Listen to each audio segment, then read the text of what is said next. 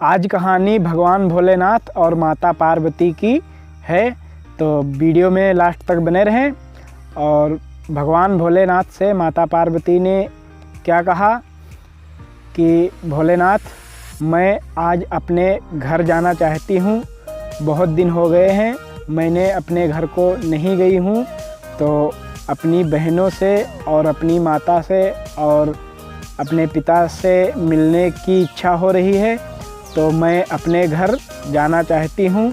तो भगवान भोलेनाथ ने कहा, प्रिय अभी तक कोई निमंत्रण या कोई बुलावा नहीं आया है आपके यहाँ से, तो मैं जाने की आज्ञा नहीं दे सकता। कोई बुलावा आए और या कोई निमंत्रण आए तो आप निश्चिंत जा सकती हैं। तो माता पार्वती ने कहा भोलेनाथ से कि हमारे यहाँ मेरे पिता यज्ञ कर रहे हैं, इसलिए मैं जाना चाहती हूँ। तो भोलेनाथ ने कहा यज्ञ का कोई निमंत्रण या कोई बुलावा नहीं आया है, तो आप नहीं जा सकती।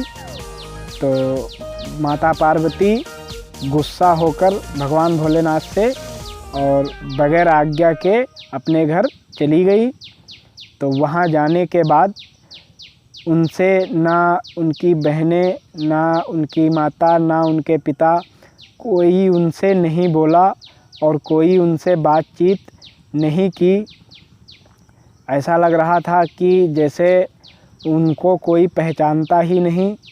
तो ये देखकर माता पार्वती को बहुत गुस्सा आया और उन्होंने क्या किया, जो वहाँ पर उनके पिताजी यज्ञ कर रहे थे, जब हवन कुंड में कूदकर माता सती हो गई, तो नांदिया को बहुत गुस्सा आया और वो गुस्से में वापस दौड़ा भगवान भोलेनाथ के पास आया और भगवान भोलेनाथ से रोने लगा कि माता वहाँ पर हवन कुंड में सती हो गई हैं।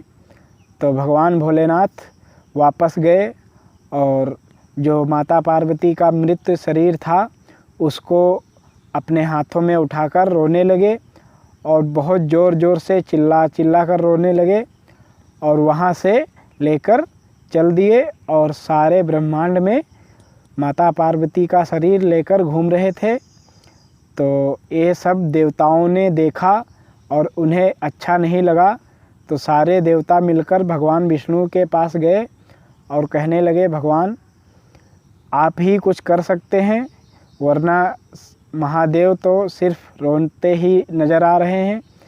तो भगवान विष्णु ने अपना सुदर्शन चक्र निकाला और माता पार्वती के शरीर के टुकड़े कर दिए। और सावन महीना यहीं से शुरू हुआ, जब भगवान भोलेनाथ माता पार्वती को लिए घूम रहे थे आकाश में, तो जितने भी देवता थे उन्होंने भगवान भोलेनाथ की पूजा की थी और उनकी जो प्रार्थना है वो भी की थी।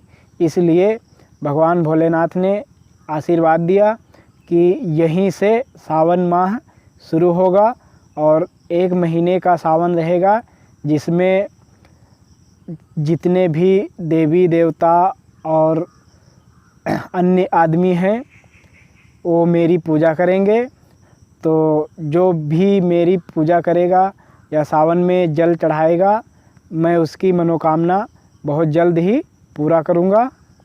तो इसीलिए सावन महीना जो है साल में एक बार आता है और सावन महीने में बहुत ही खुशियाँ होती हैं। बहुत सारे लोग जो है भगवान भोलेनाथ की पूजा करते हैं, जल चढ़ाते हैं, व्रत रखते हैं। तो इसी वीडियो को तो माता पार्वती के वियोग में भगवान भोलेनाथ कितना रोए ये आप लोग जानते ही हैं। और प्रेम में राधा जी जो थी वो भगवान कृष्ण के लिए कितना रोई थी ये भी आप लोग जानते हैं। तो इसीलिए कहते हैं इश्क और प्रेम मोहब्बत जो है उसमें भगवान विष्णु और भगवान शिव भी रोए थे। तो माता पार्वती के शरीर के जो अंग गिरे हुए थे, 2 अंग हरिद्वार में गिरे, जिसमें एक मनसा देवी, एक चंडी देवी हैं। जब माता पार्वती के शरीर के टुकड़े हो गए, तब भगवान भोलेनाथ रोना बंद करा और भगवान शिव से कहा, आपने ये क्या किया? कि यह जो सती का शरीर है जहाँ जहाँ गिरेगा वहाँ वहाँ पर देवियों की उत्पत्ति होगी और वहाँ का जो वातावरण रहेगा वो शुद्ध रहेगा और वहाँ के जो लोग रहेंगे तो हर वक्त भक्ति में लीन रहेंगे। नमस्कार दोस्तों, स्वागत है हमारे एक और न्यू ब्लॉग में। अगर भगवान शंकर और माता पार्वती की कहानी अच्छी लगी हो तो एक लाइक करें। चैनल पर पहली बार आए हैं तो चैनल को सब्सक्राइब करें ताकि ऐसी ही वीडियो, ऐसी ही कहानी हम आप तक लाते रहेंगे। और ये थी सावन महीने की भगवान भोलेनाथ और माता पार्वती की कहानी। तो इसके बाद हम आप लोगों को एक नई कहानी के साथ मिलेंगे। तब तक के लिए जय भोलेनाथ। कमेंट में ज़रूर लिखें।